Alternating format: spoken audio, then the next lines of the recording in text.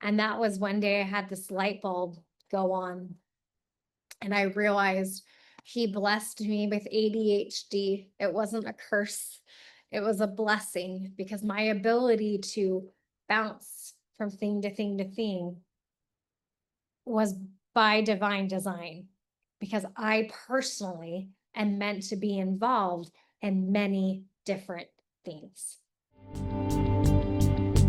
Are you a woman who knows God is calling you to something more, but you're unsure where to start or how to grow it into something impactful? You are not alone, and you're in the right place. Welcome to the Arise Women of God podcast, a show for Christian women who feel called to shine His light and step into their divine purpose.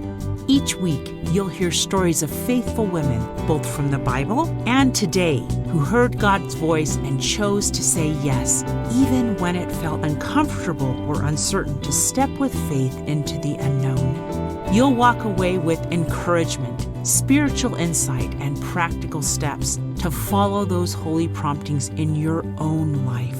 So let's arise together as women warriors of light. Let's do it God's way, God's strong.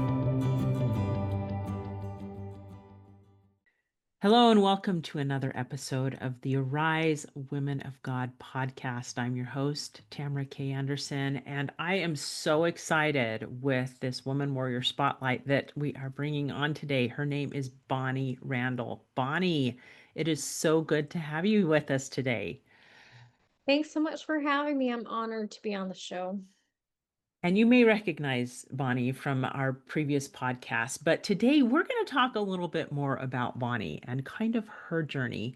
And so, to formally introduce her, I am going to read her bio a little bit, and then we'll dive into the journey that God has taken her on as she has learned to listen to His voice and pivot with Him. So, Bonnie is a wife and mom to 4 adorable kids. Bonnie has been obsessed with all things marketing since she was 14 years old and was lucky enough to receive her first real marketing gig as a sports marketing intern at the University of Utah her freshman year of college, which put her on the fast track to a successful career in business, doing everything from running small and large scale events such as concerts with 50,000 people plus attendees, to writing and producing commercials with millions of views, and even helping small startups to Fortune 500 companies grow and scale. However, God had other plans for her.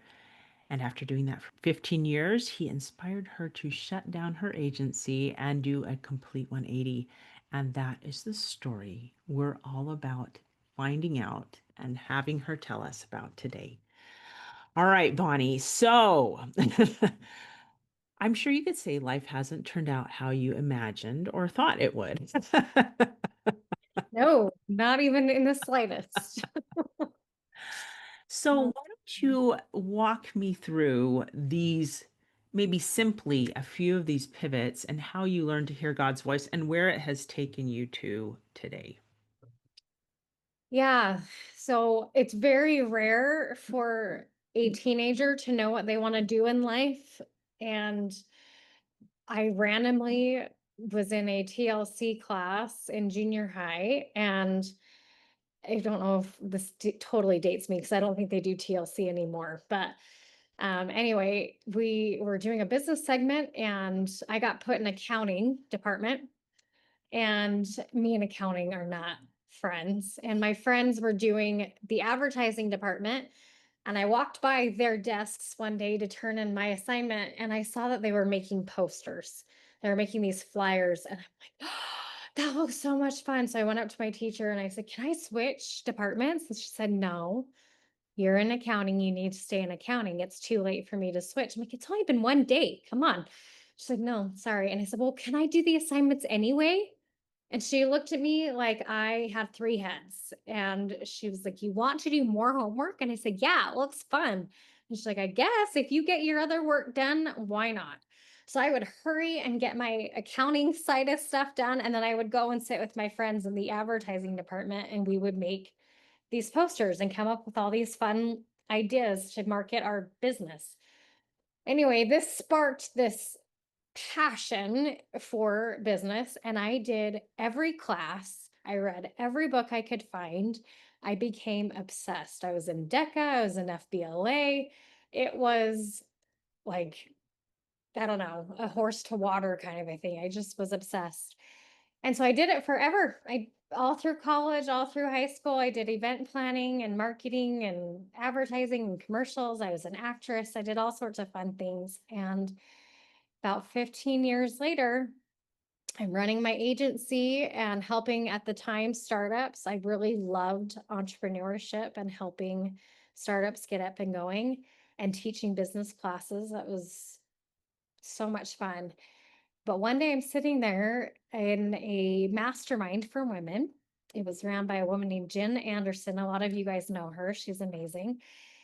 And the whole podcast or the whole master class was about making God your CEO and learning how to include him in your business decisions.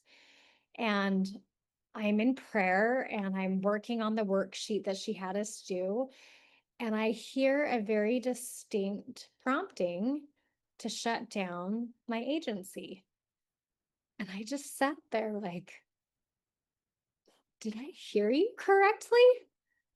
You want me to shut down this agency that I have worked really hard to build? And it's the only thing I know is marketing. That's all I know. I don't do anything else. This is it. And he was very clear. So I sat with that for, I don't know, 3 or 4 weeks during this master class. And by the end of the class, I knew I was supposed to shut down the agency and I was supposed to take a sabbatical and focus on healing myself and my family. My marriage was in shambles at the time. I was had really young kids. We had 4 kids in 4.5 years. So, yeah, it was crazy. And I had lost myself along the way. I jumped so far into the marketing train that I had pretty much ignored every other aspect of my life.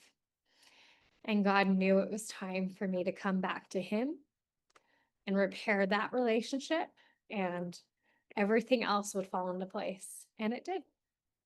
Hmm. Oh my goodness, Bonnie. That that is so hard when we're following promptings because honestly, God gave you this gift and he tells us to multiply our talents. So you had multiplied your talents. And it almost speaks to the times and seasons of life, right? Mm. That he's saying, you have run a good race on this one, and now I need you to pause, and we're going to pivot just a little bit. But that invitation to pause when it's something you feel so passionate about, it's almost like somebody has stabbed you. Like, sorry, I've been there too. Maybe I'm being a little graphic, but that's how I felt. It's just like, wait, what? You inspired me to do this to begin with, and now you want me to stop? What? What's going on, God? So I guess I'm going to throw this back at you and just say, Bonnie, why do you think God gives us these projects? Some of them that are big, some of them that are little, and some of them have an ending to them. Like, talk me through what your wisdom is now with years hindsight on that. So, excellent question, because in that process, right, I had an identity crisis. I didn't know who I was without marketing. And I took all of these psychology and mental health classes. I read all these books. I took tons of trainings. I became a life coach with extra trainings in trauma healing and abuse prevention and stuff like that. And because my backstory is I was assaulted at a young age and dealt with a lot of abuse trauma. And so it had reared its ugly head in my family and my personal life. My kids were even experiencing some of the backlash. And God knew that in order for me to do the rest of my life missions, I really needed to heal these aspects of me. And so healing was a huge part of that, and learning about mental health. And in the process, learning how to trust him and see that life is all about progress. That's the whole point, is to come unto him and to become like him. He says, right, he has many mansions that he has gone to prepare for us. And he wants to have us inherit all that he has. And there's so many beautiful scriptures in the New Testament in particular that talk about these gifts that he wants us to have. And we get those through these different little missions that he puts us on. I liken it unto us being in God's army. And if you think about the purpose of God's army, which is to build his kingdom, right? It's to help other people come unto Christ. As a Christian, that's our overarching goal, right? Is to come unto him and to help others come unto him, correct? And we do that in his army. And if you look at the way an army or the military is set up, they go on deployments, right? They might have like a 6 month or a year deployment or whatever, but there's a time frame associated with it. And within that deployment, they have missions, right? My brother was in the Marine Corps for 4 years and unfortunately went to Iraq and did a few different deployments there. And we're very fortunate that he came home. But he would talk about these little mini missions occasionally, that some of them would be several hours long, and it would be just to go rescue somebody who was in trouble. And other ones took several days to do. Another mission was a couple of months where they travel up and they did certain things, right?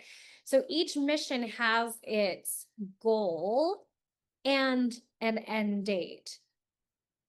The benefit that he had was he kind of knew this was going to end, right? We don't have that benefit. We know at some point there's going to be an end, right? But we don't know when that is. We don't know when the shift's going to happen. We don't know. And during this process of discovering who I was and coming back unto Christ, I discovered that my life is more, it's not compartmentalized like the military or like a man's life. My life is more like spaghetti, where it's all entwined. There's a book, you guys should read it. It's Men Are Like Waffles and Women Are Like Spaghetti. It's life changing. It's Sounds really like my kind of book. really good.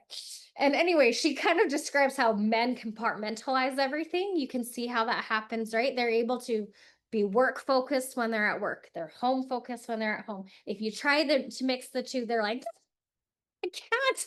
Like, it doesn't happen. Women, on the other hand, we have ADD, a lot of us. And so we're able to just go shift, shift, shift, shift, shift, right? And we bounce from thing to thing. And what I have learned is that it's about harmony. Life is not this juggling act for us where we're trying to keep all these balls in the air. That suggests stress, right? That gives us anxiety thinking about keeping all these balls in the air. But what if life was more like a beautiful dance? And we were flowing from station to station, from person to person. And it was more like, oh, this needs my attention. Let me take care of this. Okay, this needs my attention. And what if we were more in harmony with that and okay with the fact that we change? Once I stopped trying to make my life this rigid plan, right? My OCD wanted me to have this routine and this strict to-do list. But once God showed me, Bonnie, throw out the list and listen to me. I want you here. Oh, now I want you here. Now I want you here. Once I started going with the flow and being okay with being in this flow state, oh my goodness, my stress has melted away.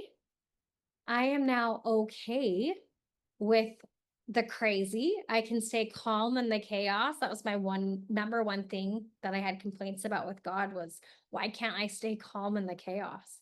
And he was like, because you're not going with the flow.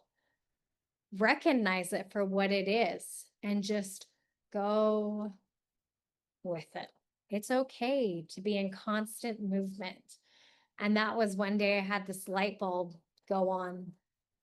And I realized he blessed me with ADHD. It wasn't a curse, it was a blessing, because my ability to bounce from thing to thing to thing was by divine design, because I personally am meant to be involved in many different things. Does that answer your question? I think I kind of went off Yes. tangent. No, Sorry. it does. It does. And I love your comparison to it being we can kind of see ourselves, especially as women, in the Lord's army. We're women warriors of light. And so following impressions as women, whether it's a 1 hour impression, something that takes us just a few minutes, or a couple years impression, they will have beginnings and endings. And learning to be okay with it. Basically, I think one of the most challenging things that we have as women when he inspires us to do something is then laying it on the altar and saying, okay, God, do with it what you will. Mm-hmm. Because sometimes he wants us to continue those things that we're really good at. And then when it comes to the end of that time period, he says, and you're done. And I remember when I felt impressed that I needed to stop my podcast that he had inspired me to build up and it had been going for 4 years. And he's like, and you're done. And I'm like, no, no, no, no, no, no. You inspired me to do this to begin with. But it's at that point, after you've processed and prayed and cried and maybe banged on the doors of heaven a little bit, going, what the heck, God, that we have to then lay that on the altar and just say, okay, okay, you can have this too. And I'm going to trust that whatever is next, that I will find joy in that as well. But that's hard. But isn't that the point? Is that he's giving us all these opportunities to find joy.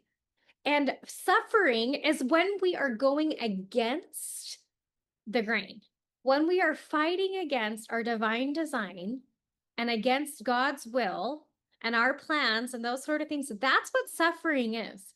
When we learn to accept the time and the season and the circumstance that we're in, be it hard or good, when we learn that divine acceptance, right? That amazing book, Radical Acceptance, when we have that come to realization of, okay, this is where I'm at. And once we finally start to go with it, we find joy. Joy in my mind is not this, it has moments of this elation, right? The excitement and all of that. But true joy for me is peace, it's harmony, it's knowing that I am right with God and I am right with the world and I am doing what I want. I had a life coach, his name's Griff Nielsen. He's a personal trainer down in Kaysville, Utah. Amazing guy. And I went to him because I needed to lose weight, but oh my goodness, did he set me straight? He told me that I would not find true happiness until I found my true path in life. He's like, you will be happy when you stop fighting against who you are and you embrace who you really are. And he didn't mean it in a religious context, but when he said it, my whole body lit up and I knew that he was right. This was during all that identity crisis stuff and the mess with my marriage and everything. And so I dove deep into trying to figure out, well, who am I? What does God want for me in my life? What is the direction? And he unfolded this, I kind of call it the divine map. He gave me this blueprint of how to discover who we are and where we're going in life and how to pivot from mission to mission, and how we all have very similar signposts, if you will, that point the way and show us who we are and where we're going and help us navigate life. That is so beautiful, Bonnie. I love that you took the time to heal. And that is one thing I've noticed as I've been talking to women for the last year plus about their callings, what they feel God calling them to step into, is that often when He calls us to step into something, there is some healing that needs to take place that helps us progress to the next level. Does that make sense? So He calls us to do one thing, but He also is calling us to move forward and to advance and to slowly and carefully, just for us, walk this path that leads us back to Him. But as we're leading back to Him, we're beckoning people to follow, you know? And we're in like a hot air balloon, and this hot air balloon's destination is heaven. But we have all this emotional baggage. We have these emotional anchors that are literally weighing us down. And as we heal and we let go of those false beliefs, those unmet expectations, those traumas, those challenges, and we can start to learn from them, that is the key. Is that when we learn from these challenges and we learn from these mistakes, we learn from the weeds in our life, we cut those anchors and they fall to the ground, and our hot air balloon goes just a little bit higher. And as we go higher, we receive gifts. We receive more spiritual gifts. We receive more enlightenment. We receive more understanding. We receive um, a greater understanding of the scriptures, an ability to hear Him more clearly. Like things just start to really kind of come back together. And the more healing we do, the more we rise and the more we become like the Savior. And then one day we realize, oh my goodness, I have more compassion for myself and for others. I can see myself in my truth as a daughter of God.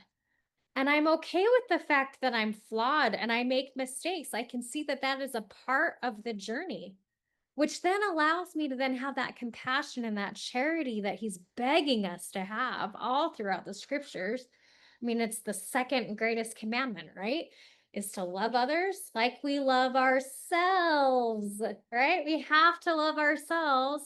And He doesn't mean that in a self centered way, He means that in that compassion, charitable way, right? That pure love of Christ. And when we have that, we can then see others in their truth. We can see them in their brokenness without judgment. It's more of a, oh, I'm so sorry that that happened. How can I help you? How can I support you? How can I love you through this? It's not about changing them. It's about supporting and encouraging and loving them through the difficulty. And I feel like the Savior was obviously the epitome of that, right? He corrected people when they needed to be corrected, but He always did it with such love and compassion and with this divine eternal view of who they were on the eternal perspective, right? And I think that's the key, is remembering that there's an eternal perspective to this. This is our goal, is heaven. These are just the milestones and the stepping stones that are getting us there. That is so wise. I love that you have talked about both the journey for yourself, but you've mapped it out for the rest of us, because this is ultimately God's goal for all of us, is to, I like how you call it, letting God be our CEO, just dropping whatever we're doing on the altar and saying, okay, if this is a 1 day thing, great. If this is a 4 year thing, great. Help me be okay with it. Help Especially me when be you okay say with getting off the ship, because I you're like. done. Those are especially the hard things. So you've kind of talked about how God gave you, led you to the right people, it sounds like, to help you heal. And once you're healed, then now you feel called to help others. So why don't you tell me about what you're feeling called to do now? Oh, and when you asked that question, I had such a hard time because as a woman, right, we wear so many different hats.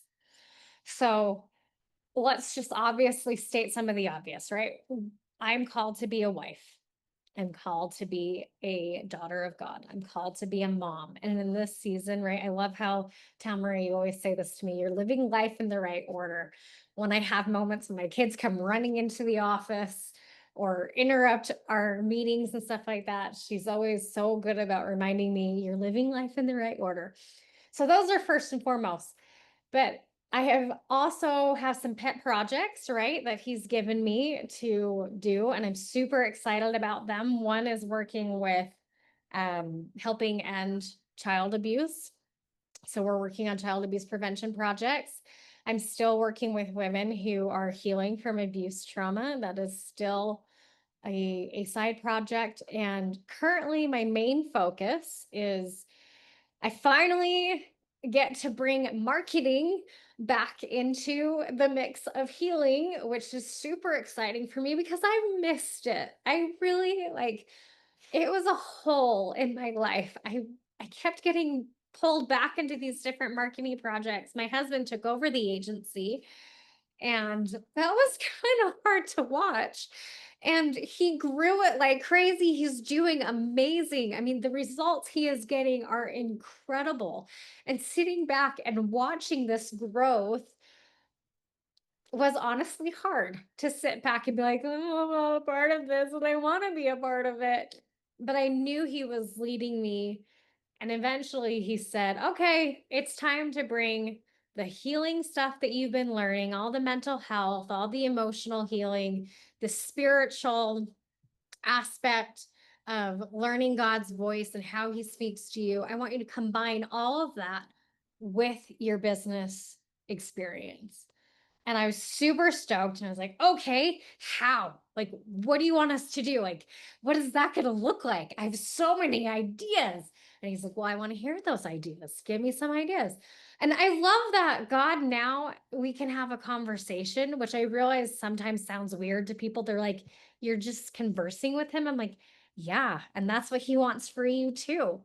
I promise that as you start to learn his voice and how you pray and what's the best prayer method for you, you will start to converse with the Lord and it will look different than it looks like for me.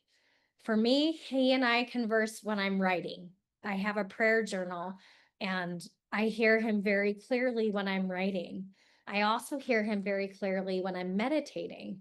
Someone taught me something called a heart meditation, and you literally imagine connecting your heart with God's heart. And when I visualize that, I have a stronger connection to him and I can hear sometimes an audible voice.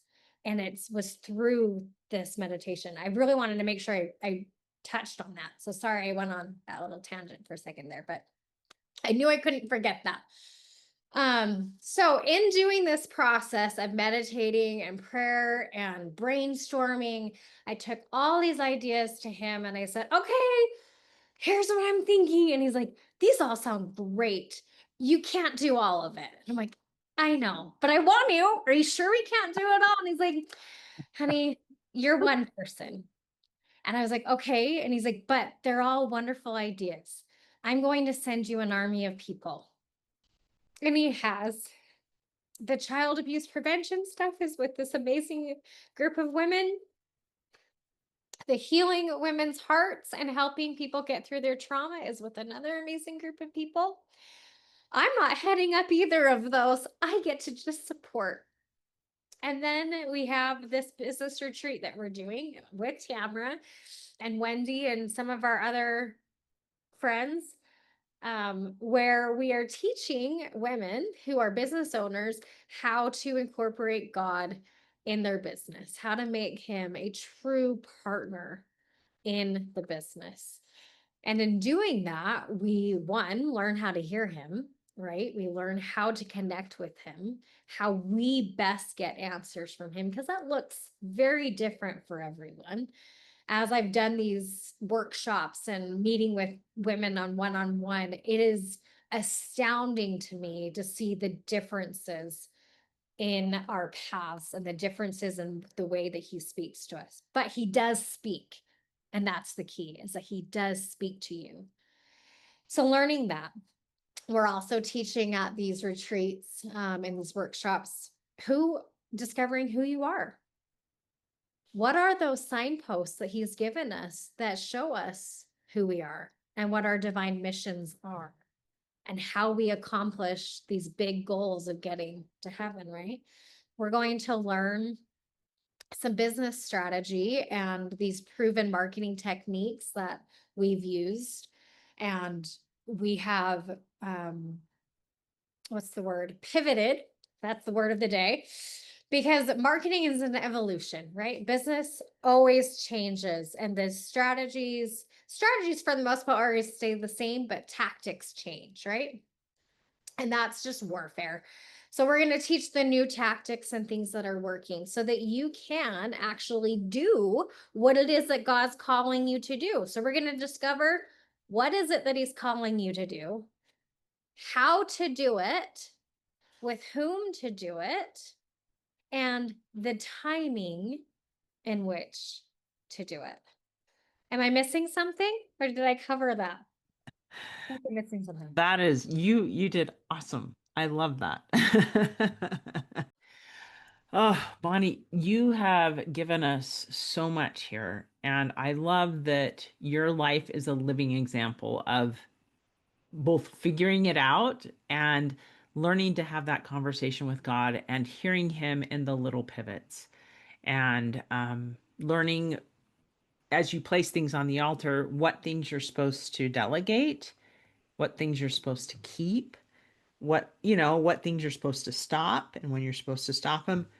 And I think that's all part of the process. I know every time I get overwhelmed, I go through a similar process. I call it my not to do list, where I list everything I'm working on and then I prayerfully just take it to God and say, okay, I'm feeling overwhelmed. There's too much. And what things do you need me to keep, delegate, get rid of, change, whatever? And it's a great process to do, except sometimes, and I've experienced this as I've taught it to other women, and they come back and say, I was told what I'm supposed to stop and I don't want to stop it. You know? Amen, sister, all the time, without fail. So it, it's also the process of learning to trust him.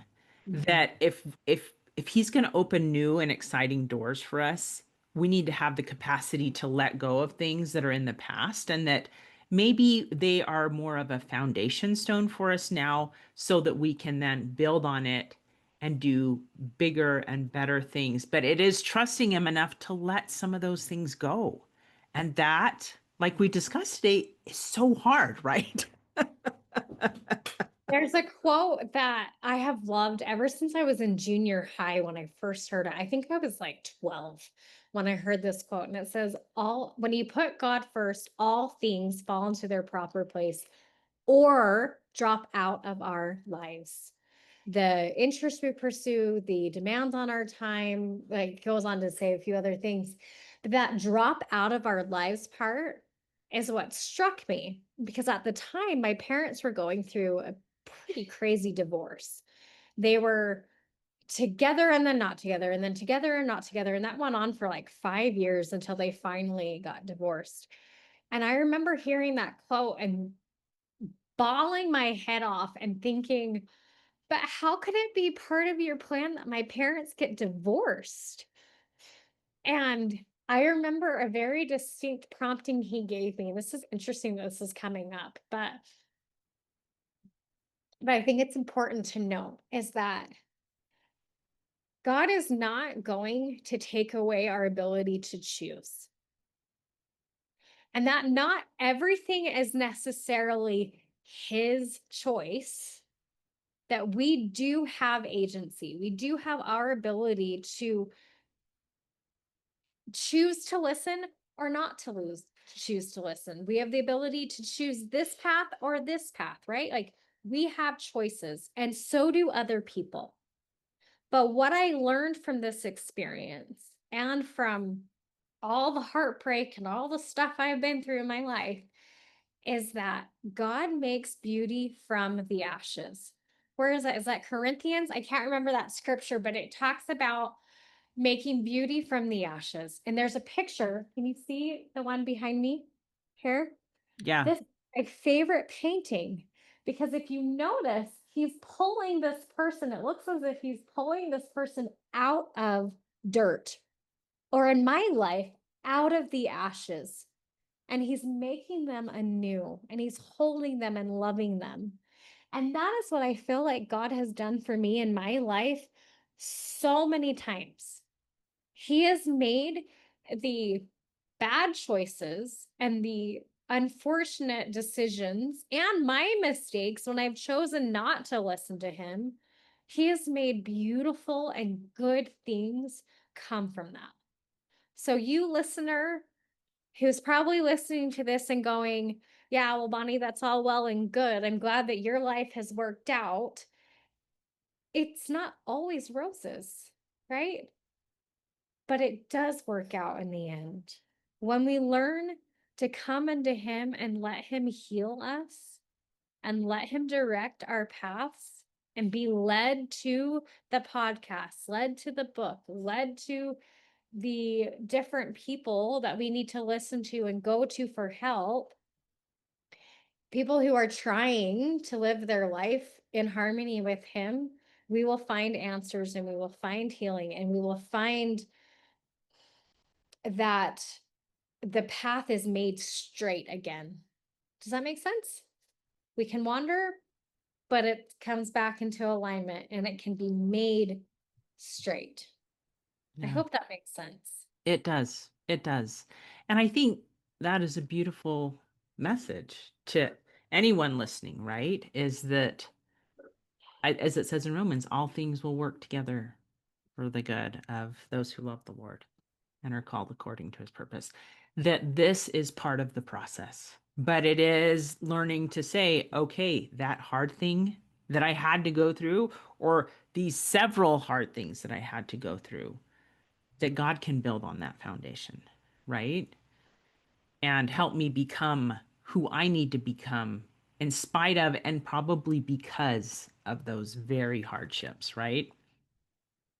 Because of them, for sure, because it's that refining fire, right? Malachi 3, verse 3, one of my favorite scriptures. And he shall sit as a refiner and purifier of silver, right? And we all know the analogy and how that works. A jeweler takes the hunk of metal, right? The raw material, throws it into the flame, into the hottest part of the flame, and all the impurities start to bubble up, right?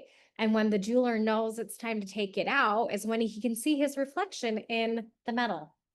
Hello, that couldn't have been a better analogy to throw into the Bible, because that's our lives. We're being thrown into the fiery furnace of affliction, right? But again, in Romans, he says, and we are more than conquerors. We will come out on top. We are being purified and made to be in his image through all of these experiences. And I feel like if no one gets anything out of my message today, I pray. I prayed a lot about what to speak about on this, and I've kind of gone off on some tangents here, but the number one message that I feel God really wanted me to share was how to hear him, because he is speaking to us.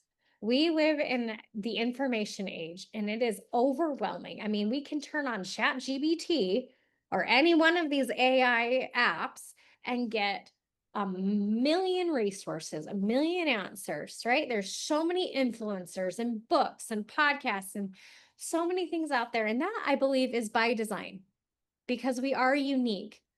If you look at your kids, or your neighbors, no one has the same issues, right? We're all very different, which means we're going to have different solutions to our problems, right? But the key is knowing where to go for answers. And when we go to him, he will lead us to the correct path, to the correct solution, to the correct tool, to the correct person, to the correct everything, right? You might be told, stop drinking Diet Coke.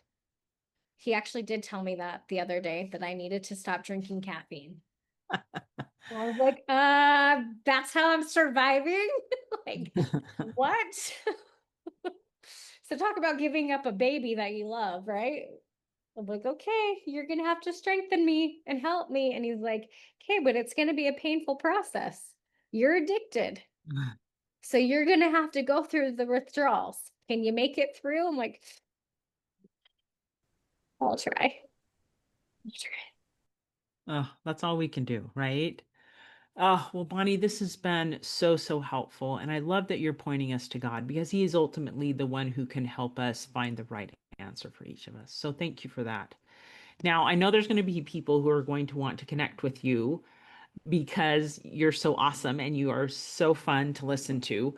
Where are the best places they can go to listen to you, find you on social media, and also where can we find the upcoming event? Okay, so the upcoming event answer is easy. So divinebydesign.events um, is the website for that. So that's the retreat information. And you can connect with me on Facebook. I have a page. I have Instagram, but I'm not on there very often, so I wouldn't suggest that. And I do have a YouTube channel that is for specifically women who are healing from trauma, and that is Come Off Conquer. It's a Christian based channel, and we point everyone to God on there and how He is the greatest physician. He heals everything. So that's the ways. I'm currently revamping my personal website, so that's not done and ready yet, but maybe when I do finally have it, we can update the show notes or something. But anyway. Absolutely. We can totally update the show notes whenever you get that up. Just let me know and we'll tack it on. And I I will put know. all these links in the show notes so people can find you more easily. Uh, Oh my goodness. Well, this has been so fun. It's always such a wonderful thing to have you on. You are so full of life, and I love how vulnerable you are, walking us through all of the things that you've been through, but yet how God has led you through it all. So, any final thoughts as we of hope or encouragement to women who may feel kind of like you that God has placed them in a point when they're pivoting and they're in that point of, I don't know that I want to do that, or why God, or something like that? Thank you for asking that, because you just reminded me that there was one more point I needed to make. And it was this, that I understand that you might be feeling inadequate. You might be feeling scared, intimidated for whatever God has been writing on your heart. But just like Esther of old, you have been created and prepared for this moment in time. I read a book called The Deborah Mantle that I highly recommend anyone read that's going through this kind of moment of realizing God's calling me to something. And in it, she said something so profound that it's really stuck with me, because at first it almost sounds like an insult. So just stay with me here. But she said, God chose you because through your weakness, it just proves God's greatness. That through our inadequacies, He can shine. Because if we did it through our own volition, our own gifts and talents and skills and all of that, people would just assume that it was the amazing Tamara doing it, right? Which you are amazing and you do have a million skills and talents and gifts, right? But he also chooses us to do hard things that we're inadequate for, so that his majesty and his glory can be a shining example to everyone. He uses the broken and weak things to bring to pass his glorious majesty. And by doing that, it doesn't just show his glory and his majesty, but he up levels ours. He brings us up to his level by doing these hard things. And so I want to encourage everyone listening that no matter what it is that God has written on your heart, it is there for a reason. And he has given it to you because of your gifts and your talents and your life experiences that, like Tamara said earlier, they are a foundation to build upon. You might not be fully there and fully qualified, right? What is that phrase? He qualifies the unqualified, right? Or how does it go? That God doesn't call the equipped, he equips the called. That's it. And I feel like that's just an eternal principle. So you can do this. I know you can. And if you're feeling a little bit not sure how, come and join us at a retreat or one of our workshops. Continue listening to Tamara's podcast. All of the guests share these incredible stories. I'm super excited for this particular podcast. I loved all the other ones too, but this one, I'm like hyper passionate about, right? Because of my own life and the way God has taken me on this crazy, wild journey. And so it's super exciting to see how he's taking all of us through the twists and turns of life. You can do this. I know you can. Thanks for tuning in to the Arise Women of God podcast, brought to you by Women Warriors of Light. If you're feeling unsure how to move forward in your calling, or just tired of doing it alone, visit womenwarriorsoflight.com. You'll find resources, accountability, and a community of women who get it. Sometimes the calling feels bigger than you. That's when you need steady reminders of the powerful God who called you. Subscribe now for weekly inspiration and the courage to keep going, because with Him, nothing is impossible. And you're not the only one God is calling. That friend on your heart right now, share this episode with her. Your small act of obedience could be the breakthrough she's been praying for. Until next time, may you arise, walk God's way, and stand God strong.